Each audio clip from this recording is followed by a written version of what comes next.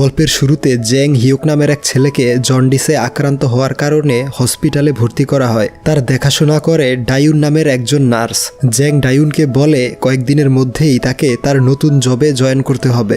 Dayun বলে জবে join করার আগে আপনাকে সুস্থ হতে হবে। এরপর সে তাকে রেস্ট করতে বলে চলে যায়। কিছুক্ষণ পর জ্যাংয়ের বাবা মা সেখানে আসে, কিন্তু তারা ইনফেক্টেড হওয়ার ভয়ে তার কাছে যায় না। পাশের সিটে থাকা পেশেন্টরা জ্যাংকে নিয়ে আজে বাজে কথা বলে। তাদের মধ্যে একজন তার বন্ধুকে বলে, দেখো আমার হাতটা ওই জন্ডিস রোগীর মতো হলুদ হয়ে যাচ্ছে। তাদের কথাবার্তা শুনে জ্যাংয়ের বাবা মা তাকে লাভ ইউ বলে সেখান থেকে পালিয়ে যায়। পরদিন সকালে যখন ডায়ুন এসে জ্যাংয়ের স্ট্রেচারের সামনে থেকে পর্দা সরায়, তখন বাকি পেশেন্টরা তাকে পর্দা সরাতে বারণ করে। তারা ডায়ুনকে বলে এই মোটা খরগোশটার হেপাটাইটিস বি হয়েছে, যেটা খুবই মারাত্মক। এ আমাদেরকেও ইনফেক্টেড করে ফেলবে।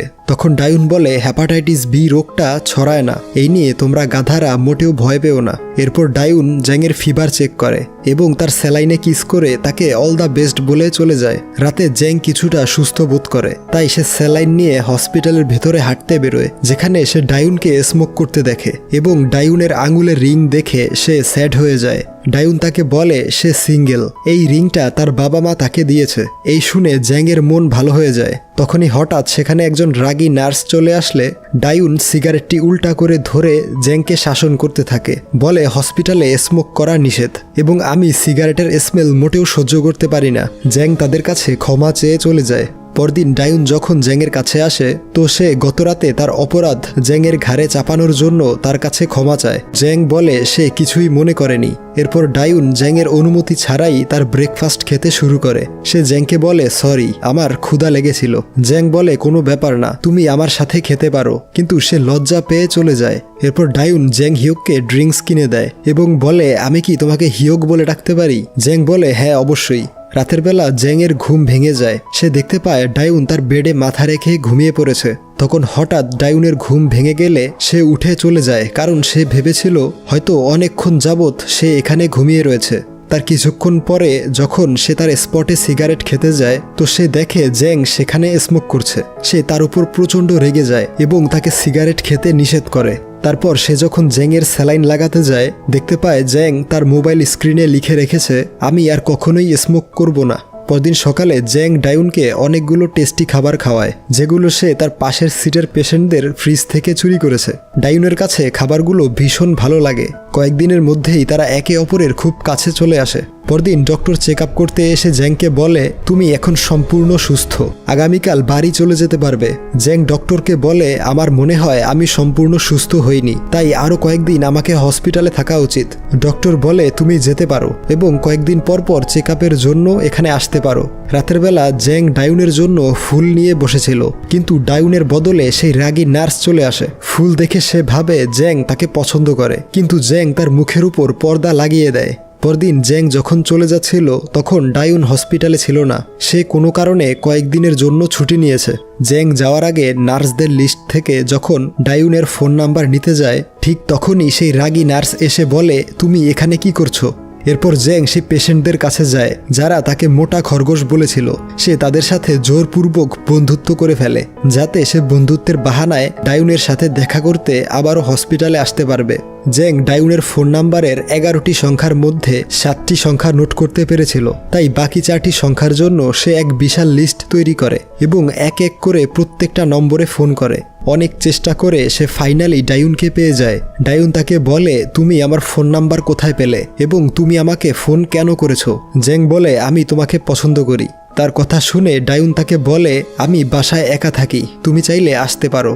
তখনই জ্যাং দৌড়ে তার বাবার রুমে চলে আসে, তার গাড়ির চাবি নিয়ে বেরিয়ে পড়ে। বিদ্যুতের গতিতে ডায়ুনের বাড়ি চলে আসে। ডায়ুন তাকে তার পাশে বসতে বলে, কিন্তু জ্যাং লক্ষ্য করে ডায়ুনের খুব মন খারাপ, এই জন্যে সে ওইখান থেকে চলে আসতে নেয়। তো ডায়ুন তাকে বলে আমি কি তোমাকে জড়িয়ে ধরে ঘুমাতে পারি? এরপর সে জ্যাংকে জড়িয়ে ঘুমিয়ে পড়ে। তখন জ্যাং তার সাথে ইন্টিমেট হতে চায়। সে বলে এই ভুল আর কখনোই করবে না।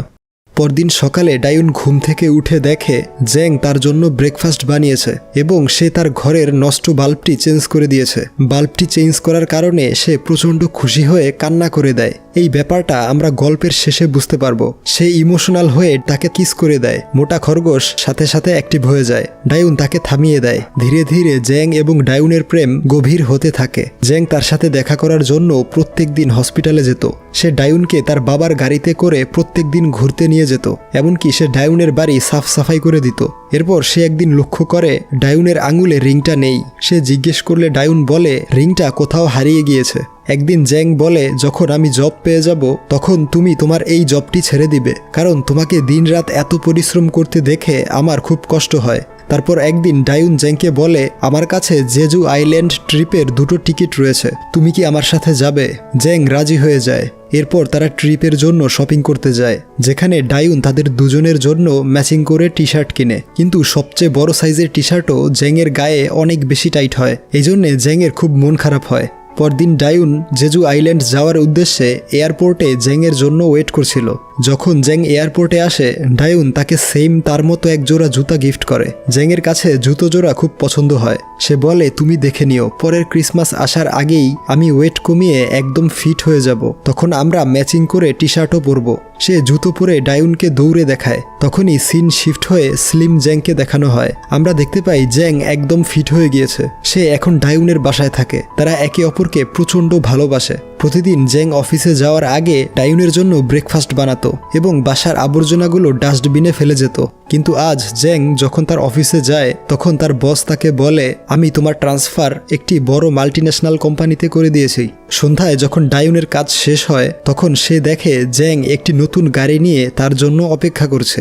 জ্যাং বলে এটা আমার নতুন গাড়ি। সে তাকে একটি রিংও গিফট করে এবং তাকে বলে আমার ট্রান্সফার একটি বড় কোম্পানিতে হয়ে গিয়েছে, এর জন্য আমাকে অন্য শহরে থাকতে হবে, কিন্তু তুমি চিন্তা করো না, আমি 2-1 দিন পর পর তোমার সাথে দেখা করতে আসবো। পরদিন জ্যাং যখন তার অফিসের উদ্দেশ্যে বেরোয় তখন সে দেখে লোকজন গাড়িতে বসেই অফিসের জন্য রেডি হচ্ছে। তখন সে বলে এরা কেন জলদি ঘুম থেকে উঠে রেডি হতে পারে না। জ্যাং যখন অফিসে পৌঁছায় তখন নতুন বস তাকে তার ক্লায়েন্টদের সাথে পরিচয় করায় এবং আজ সেই অফিসে ইয়ং নামের একটি মেয়েও জয়েন করেছে। জ্যাং এবং ইয়ং একই সাথে নতুন প্রজেক্টে কাজ করবে, কিন্তু ইয়ং সব সময় অদ্ভুতভাবে জ্যাংয়ের দিকে তাকিয়ে থাকে। জ্যাং সবাইকে ইমপ্রেস করার জন্য নিজের টাকায় কফি কিনে আনে, কিন্তু ইয়ং কফিগুলো নিয়ে সবাইকে বিলিয়ে দেয়। সবাই ভাবে কফিগুলো ইয়ং কিনে এনেছে। এতে জ্যাং তার উপর আরও বেশি রেগে যায়।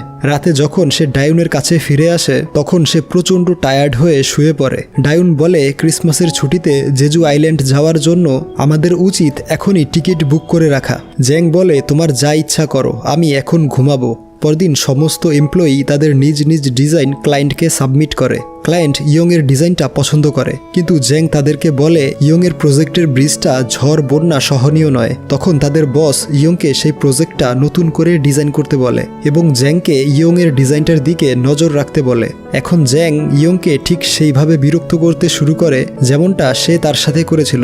ইয়ং যত কয়টা ডিজাইন তৈরি করে জ্যাং প্রত্যেকটা ডিজাইন রিজেক্ট করে দেয়। কয়েকদিনের মধ্যেই তাকে প্রজেক্ট কমপ্লিট করে জমা দিতে হবে, এজন্য সে রাতভর অফিসে থেকে কাজ করে। ওইদিকে জ্যাং কাজ শেষ করে বাড়ি ফিরতেই ঘুমিয়ে পড়ে। পরদিন যখন সে অফিসের জন্য বের হয় তখন ডায়ুন তাকে ফোন করে বলে প্রত্যেক দিন তোমাকে এতটা পথ পাড়ি দিয়ে আসতে হবে না, আমরা সপ্তাহে একবার দেখা করব। জ্যাং অফিসে এসে দেখে গতরাতে ইয়ং বাসায় যায়নি। সে রাতভর অফিসে বসে কাজ করেছে। এর ফলে তার অবস্থা পুরো খারাপ হয়ে গিয়েছে। সে শুধু খেয়েছে আর কাজ করেছে। খাবারের জিনিসপত্রগুলো সে ডেস্কের উপর ফেলে রেখেছিল। সেই দিন রাতের বেলাও ইয়ং অফিসে বসে কাজ করছিল। তার অবস্থা দেখে জ্যাংয়ের প্রচণ্ড রাগ হয়। সে বলে হয় খেয়ে নাও অথবা কাজ করো। তখন ইয়ং কান্না করে দেয়, বলে এ সবকিছু তোমার জন্যই হয়েছে। তারপর জ্যাং তার ব্রিজের ডিজাইনটা উল্টো করে দেয় এবং তাকে বোঝায় ব্রিজের ডিজাইনটা এইভাবে করলে তা কার্যকর হবে। পরদিন ইয়ং এর সেই ডিজাইনটা অ্যাকসেপ্ট হয়ে যায়। সবাই ইয়ং এবং জ্যাংয়ের এই প্রজেক্টকে খুব অ্যাপ্রিসিয়েট করে। এরপর থেকে ইয়ং এবং জ্যাংয়ের মধ্যে বন্ধুত্ব হয়ে যায়। ইয়ং তাকে ডিনারের জন্য নিয়ে যায়। তারা যখন ডিনার করছিল তখন জ্যাংকে ডায়ুন ফোন করে জিজ্ঞেস করে তুমি বাড়ি ফিরবে কবে? তোমার সাথে আমার কিছু গুরুত্বপূর্ণ কথা আছে। জ্যাং বলে বাড়ি ফিরতে কয়েকদিন লেট হবে, কারণ এখনো কিছু কাজ বাকি আছে। জ্যাং আরো বলে আমি এখন আমার বসের সাথে আছি, তাই তোমার সাথে পরে কথা বলবো। এই বলে সে ডায়ুনকে ইগনোর করে। তার কয়েকদিন পর যখন জ্যাং বাড়ি ফিরে তখন ডায়ুন তাকে ঘরের আবর্জনাগুলো ডাস্টবিনে ফেলে আসতে বলে। জ্যাং বলে আমি প্রচণ্ড টায়ার্ড হয়ে আছি, আর এইগুলো তুমিও ফেলে আসতে পারতে। তখন ডায়ুন বলে আমিও 8 ঘন্টা কাজ করে এসেছি, কয়েকদিন যাবৎ আমি মোটেও সুস্থ বোধ করছি না, আমার মনে হয় আমি প্রেগনেন্ট, কিন্তু তুমি গত কয়েকদিন যাবৎ আমার কোনো খোঁজ খবর নাওনি। জ্যাং তাকে জিজ্ঞেস করে তুমি কি ডক্টর দেখিয়েছো? সে বলে ডক্টর দেখানোর সময় পাইনি। পরদিন যখন জ্যাং অফিসে কাজ করছিল তখন ডায়ুন ফোন করে বলে আমি ডক্টরের কাছে গিয়েছিলাম, বলেছে আমি 1 মাসের প্রেগনেন্ট। এজন্যে পরদিন জ্যাং ছুটি নিয়ে ডায়ুনের অ্যাবর্শন করানোর জন্য তার সাথে হসপিটালে যায়। সেখানে ডায়ুন লক্ষ্য করে জ্যাং খুব অস্বস্তি ফিল করছে, এজন্য সে জ্যাংকে বাহিরে গিয়ে অপেক্ষা করতে বলে। সে বলে আমি একজন নার্স, তাই বিষয়টা আমি একাই হ্যান্ডেল করতে পারবো। এরপর জ্যাং বাহিরে চলে আসে। সে অ্যাবর্শন করিয়ে যখন ফিরে আসে তখন জ্যাং তাকে জড়িয়ে ধরে এবং তাকে নিয়ে বাড়ি ফিরে আসে। এরপর জ্যাংয়ের কোম্পানি থেকে ফোন আসে। জ্যাং বলে সে আজ অফিস যেতে পারবে না, কিন্তু ডায়ুন বুঝতে পারে সে আসলে অফিসে যেতে চায়। তাই ডায়ুন তাকে বলে আমাকে নিয়ে টেনশন করো না, তোমার অফিসে যাওয়া উচিত। এই শুনে জ্যাং রেডি হয়ে অফিসের উদ্দেশ্যে বেরিয়ে পড়ে। সবকিছু মিলিয়ে ডায়ুন বুঝতে পারে জ্যাং এখন আর তাকে ভালোবাসে না। এরপর থেকে জ্যাং প্রতিদিন অফিস শেষে ডায়ুনের সাথে দেখা করার জন্য চলে আসতো, কিন্তু প্রতিদিন এত জার্নি করার কারণে না সে ঠিকভাবে কাজে ফোকাস করতে পারতো, না পারতো ডায়ুনকে ঠিকভাবে সময় দিতে। সে বাড়ি ফিরেই ঘুমিয়ে পড়তো এবং অফিসেও সে খুব টায়ার্ড হয়ে থাকতো। এখন জ্যাংও তাদের মতো হয়ে গিয়েছে, যারা গাড়িতে বসেই অফিসের জন্য রেডি হতো।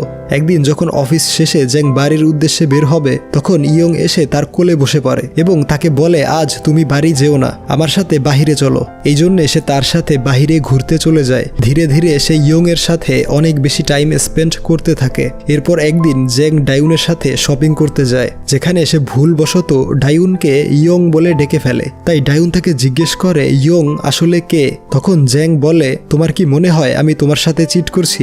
ইয়ং হচ্ছে আমার কলিগ, এর বেশি কিছু নয়। ডায়ুন বলে আমাকে বোকা ভেবো না, আমি সব কিছু বুঝতে পেরেছি। এই নিয়ে তাদের দুজনের মধ্যে ঝগড়া হয়ে যায়। জ্যাং তাকে বাড়ির সামনে নামিয়ে দিয়ে চলে যায়। পরদিন জ্যাং মন খারাপ করে অফিসে বসেছিল। বিষয়টা ইয়ং লক্ষ্য করে এবং জিজ্ঞেস করে কি হয়েছে। তখন জ্যাং তাকে কিস করে। এরপর থেকে জ্যাং ইয়ং এর সাথেই থাকে। ডায়ুনের সাথে সে সব ধরনের যোগাযোগ বন্ধ করে দেয়। একদিন ডায়ুন মেসেজ করে জিজ্ঞেস করে জেজু আইল্যান্ড যাওয়ার টিকিটটা ক্যান্সেল করে দিব। জ্যাং বলে তুমি অন্য কারো সাথে চলে যাও।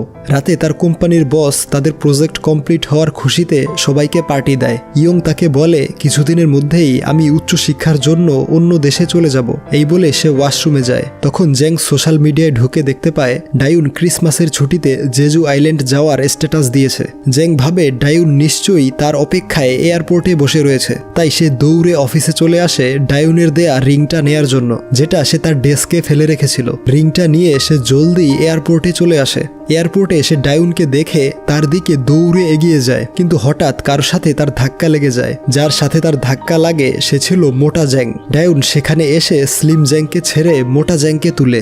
সেখানে দুটো জ্যাং ছিল, তাদের দুজনের নামই ছিল জ্যাং, অর্থাৎ তারা দুজন আলাদা মানুষ।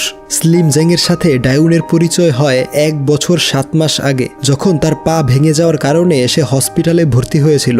এরপর তারা দুজন রিলেশনশিপে যায় এবং ক্রিসমাসের ছুটিতে তারা জেজু আইল্যান্ড যাওয়ার প্ল্যান করে। কিন্তু নতুন কোম্পানিতে যাওয়ার পরে স্লিম জ্যাং এবং ডায়ুনের দূরত্ব বেড়ে যায়। ধীরে ধীরে সে ইয়ং এর প্রেমে পড়ে যায় এবং ডায়ুনকে ইগনোর করে। ঠিক সেই সময় অর্থাৎ গত 3 মাস আগে মোটা জ্যাংয়ের সাথে ডায়ুনের পরিচয় হয়। সে জন্ডিসের কারণে হসপিটালে ভর্তি হয়েছিল। তখন স্লিম জ্যাংকে নিয়ে ডায়ুন খুব ডিপ্রেশনে ছিল, এই জন্যে সে স্মোক করত এবং এক পর্যায়ে ডায়ুন মোটা জ্যাংয়ের ইনোসেন্স এবং টেক কেয়ারের প্রেমে পড়ে যায়। এই জন্যে মোটা জ্যাং প্রথমে ডায়ুনের আঙুলের রিংটা দেখলেও পরবর্তীতে ডায়ুন স্লিম জ্যাংয়ের সেই রিংটা খুলে রাখে। এরপর সে মোটা জ্যাংয়ের সাথে জেজু আইল্যান্ড যাওয়ার জন্য প্ল্যান করে এবং এয়ারপোর্টে এসে ডায়ুন স্লিম জ্যাংকে দেখতে পায়, কিন্তু সে স্লিম জ্যাংকে ইগনোর করে মোটা জ্যাংয়ের সাথে চলে যায়।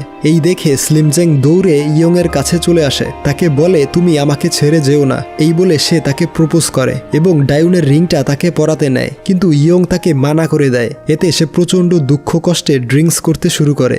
গল্পটি এইখানেই শেষ হয়ে যায়।